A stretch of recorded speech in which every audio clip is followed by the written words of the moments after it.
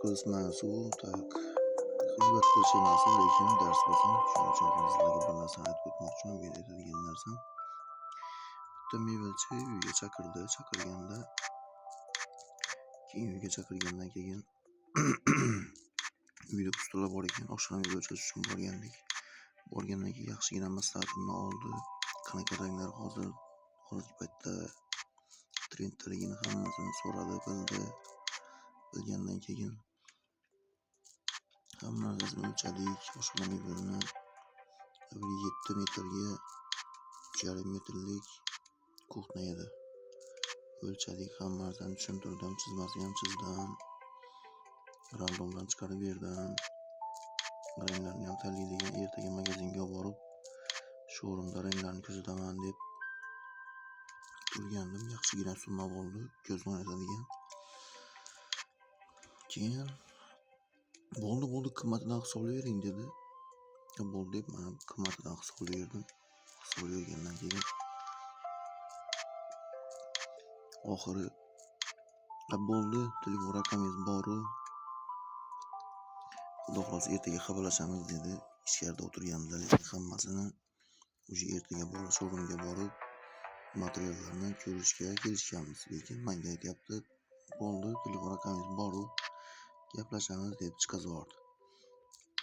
Qarang endi hozir O'zbekistonda, kimga ishonib bo'ladi hozir? Men u yerga borganim uchun borganimga, lekin yo'l kira 50 kilometrga bordim. Borgandan keyin yo'l kiram ham tekin emas u. Yo'l kiramga pul olsam bo'lardi. Nima deyman endi? Er-xotin turganda ham mayli, xabarlashsangiz xabarlashavering, shu yerdamiz, xizmatdamiz deb qo'yaverdim men ham. Shuning uchun oldindan reklama qilavergan paytida tavsiyam, ustalar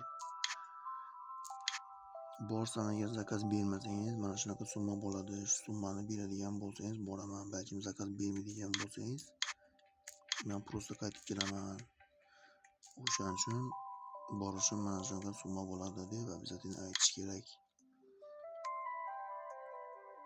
Sizni vaqtingiz ketadi. Boshqa mijoz ishni qilib turgan bo'lishingiz mumkin. O'sha paytida u baribir vaqt hozir g'animat.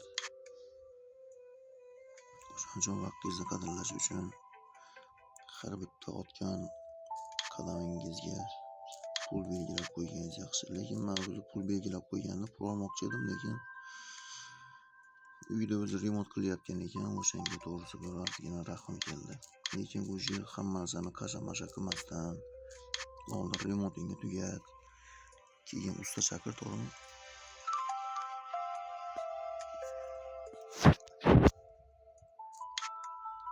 Hammani ovoragarchilikdan qilmasdan. Uni ham qilmoqchi, buni ham qilmoqchi, hamma yerda havas. Unga havas qilgan, bunga havas qilgan. O'shaning uchun havasni ham kattasi yomon. Bir oyga bir aziyat yetkazib qo'yasiz bu yana. O'sha joyda bir hamma bir-birini hurmat qilsa yaxshi bo'lardi.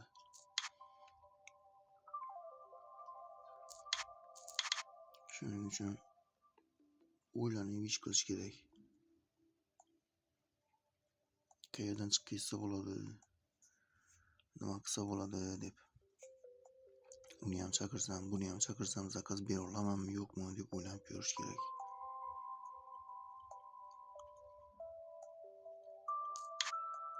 O'shaning uchun o'zingiz narxingizni belgilab oling hamma joyda.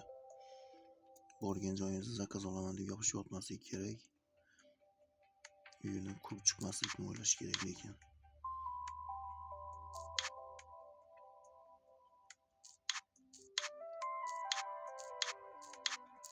hozirgi kunda 10-15 ta mebelchilarni chaqirib olib ham mana shu joyni o'lchaydiganlar bo'lib qolgan hozir. Shu yerni o'lchasang mana shuncha bo'ladi. Kimlar muhandisligini taklif qiladigan bo'lsa, o'shanga zakaz beraman deydigan zamon kelib qoldi. Endi ko'pchilik hozir mashinik ham bo'lyapti. O'shaning uchun e'tiborli bo'lish kerak hamma narsaga. Pul yo'q joyga chaqirib oladi, keyin vaqtingizni oladi. Bu yoqda sizning rasxodlaringiz bor, ularni ishi yo'q narsa bilan. O'shaning uchun shu gapni aytib o'tmoqchi edim. Shunaqangi kerakli ma'lumotlar kerakli ma'lumotlarni eshitishni xohlasangiz obuna bo'lib qolishni unutmanglar. Promobile House.